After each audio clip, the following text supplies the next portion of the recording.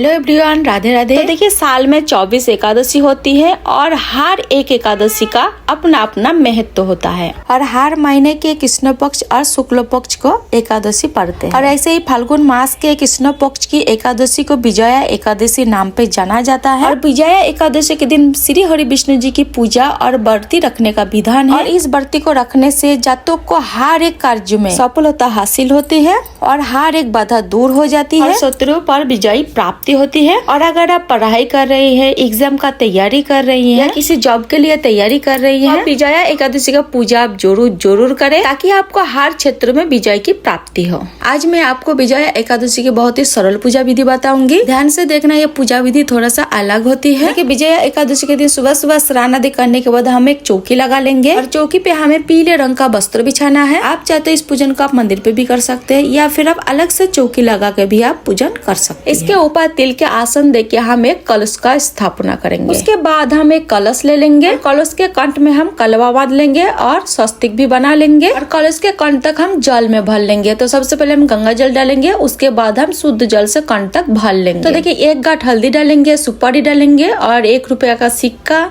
तेल और फूल डालेंगे। उसके बाद हम 5 आम के पत्ते लेंगे। आप चाहे तो 7-9 पत्ते ले सकते हैं। अगर आम के पत्ते ना मिले तो आप अशोक के पत्ते भी ले सकते हैं। उन पे तिलक करके हम कलश में सजा लेंगे। उसके ऊपर हम एक प्लेट रखेंगे और प्लेट के ऊपर हम तिल का आसन देंगे, क्योंकि एकादशी के पूजन में चावल का प्रयोग नहीं की जाती है, तिल का प्रयोग की जाती है। उसके ऊपर हम फूल रख देंगे, फूल के ऊपर हम भगवान को विराजमान करेंगे। उसके बाद हम तिल के आसन दे के हम गणेश जी को विराजमान करेंगे। तो देखिए, गणेश जी को विराजमान करने के बाद हम दीपक प्रज्वलित करेंगे। तो देखिए, विजया एकादशी के दिन जो दीपक प्रज्वलित किया जाएगा वो देसी घी का ही होना चाहिए। तो देखिए, यहाँ पे मैं धूप दीप प्रज्वलित कर लेंगे और दीपक का पूजन भी हम कर लेंगे। उसके बाद हम लड्डू गोपाल जी को स्नान कराएंगे। तो देखिए, स्नान करने के लिए एक हम पत्र ले लेंगे और उसके ऊपर हम स्वस्तिक बना लेंगे और स्वस्तिक के ऊपर तिल का आसन देके हम लड्डू गोपाल जी को विराजमान करेंगे। आप लड्डू गोपाल जी की सेवा करते हैं तो लड्डू गोपाल जी को इस दिन आप कच्चे दूध से पंचामृत से स्नान करा सकती हैं। यहाँ पे हम लड्डू गोपाल जी को आज कच्चे दूध से स्नान कराएंगे। तो सबसे पहले हम जल से स्नान कराएंगे।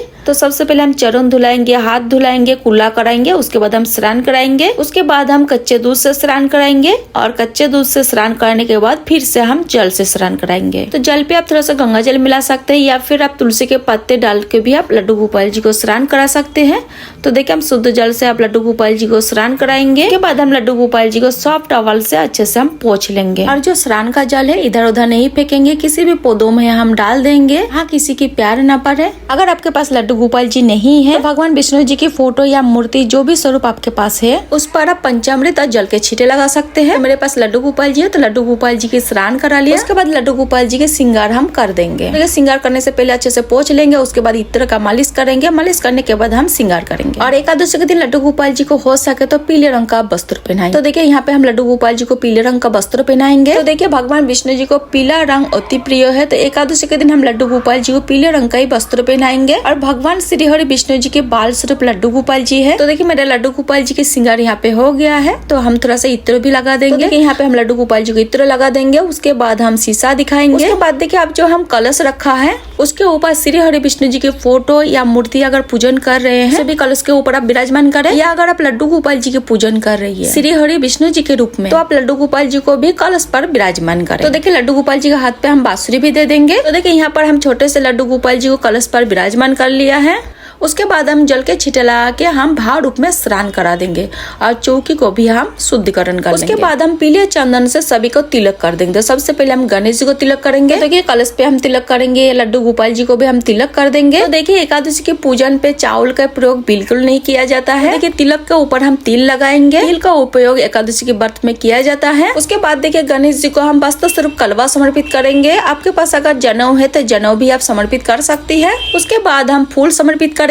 फूल का व्यवस्था आप जरूर कर ले। तो देखिए, विजया एकादशी के दिन फूल समर्पित करने का भी बहुत अधिक महत्व होता है। तो विजया एकादशी के दिन फूल आप जरूर समर्पित करें और इस मौसम में आपको बहुत अच्छे अच्छे फूल भी मिल जाएगी। और हो सके तो पीले रंग का फूल आप जरूर समर्पित करें। तो देखिए, गणेश जी को हम दूब समर्पित किए हैं। हो सके तो आप गणेश जी को लाल रंग का फूल अगर आपको मिल जाए तो जरूर समर्पित करें। उसके बाद देखिए, लड्डू गोपाल जी को हम तुलसी समर्पित करेंगे। तुलसी एकादशी के एक दिन पहले ही तोड़ के रख लीजिएगा उसके बाद फिर हम गणेश जी को भोग समर्पित करेंगे। तो गणेश जी को हमें बिना तुलसी का ही भोग समर्पित करना है। उसके बाद हम लड्डू गोपाल जी को भोग समर्पित करेंगे। एकादशी के जब भी हम व्रत करते हैं, पूजन करते हैं, तो हम फलाहार भोग ही समर्पित करते हैं। कोई भी ऋतु फल का भोग समर्पित कर सकते हैं। तो देखिए हम यहाँ पे बेर का भोग समर्पित करेंगे और ड्राई फ्रूट का भोग समर्पित करेंगे। उसके बाद हम जल समर्पित कर देंगे और जो भी भोग हम समर्पित करेंगे उसमें तुलसी हम जरूर डालेंगे। उसके बाद फिर हम दक्षिणा समर्पित करेंगे, क्योंकि दक्षिणा हमें पूजा में रही कमी का पूरा करती है। तो दक्षिणा आप जरूर समर्पित करें और हाथ जोड़कर भगवान से भोग ग्रहण करने के लिए निवेदन करेंगे। अब हमें एकादशी की कथा सुननी है। तो कथा सुनने के लिए एक लोटा हम जल ले लेंगे और अपने हाथ में थोड़ा सा तिल और फूल ले लेंगे। उसके बाद हमें विजया एकादशी की व्रत कथा सुननी है। एकादशी के व्रत कथा सुनने के बाद हाथ में जो तिल और फूल लिए थे हम भगवान श्री हरि विष्णु जी के चरण पे समर्पित कर देंगे और थोड़ा सा तिल भी हम लोटे में डाल देंगे।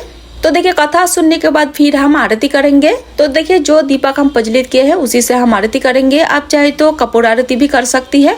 तो सबसे पहले हम गणेश जी की आरती करेंगे, उसके बाद हम भगवान श्री हरि विष्णु जी की आरती करेंगे। तो यहाँ पे हम बहुत ही प्रेम पूर्वक आरती करेंगे। आरती करने के बाद हाथ जोड़कर भगवान श्री हरि विष्णु जी से पूजा में रही कमी के लिए क्षमा याचना करेंगे और मेरे परिवार के मनोकामना पूर्ति के लिए भगवान से प्रार्थना करेंगे। उसके बाद हम हाथ में थोड़ा सा जल ले लेंगे और चौकी के ऊपर से 3 बार हम इस तरह से बार देंगे। इस तरह से हमें विजया एकादशी के दिन पूजन करना है। पूजन के बाद जो जल का लोटा है हम सूर्य भगवान को अर्घ दे देंगे और जो भी भोग प्रसादी आप चढ़ाया है परिवार में सभी सदस्यों को प्रसाद के रूप में बांट दे। और जो भी दक्षिणा चढ़ाए हैं आप किसी को दान दे सकते हैं। चौकी जो है अभी नहीं उठानी है और शाम को भी हमें यहाँ दिया जरूर जलाना है। अगले दिन ये जो कलश है इसका जल आप तुलसी जी में डाल सकती हैं। तो इस तरह से विजया एकादशी की पूजन किया जाता है। अगर आप किसी कारण से व्रत ना भी कर पाए तो विजया एकादशी के दिन पूजन आप जरूर करें। विजया एकादशी के दिन भगवान श्री हरि विष्णु जी की पूजन करने से सभी प्रकार के कार्यों में विजय प्राप्त होती है।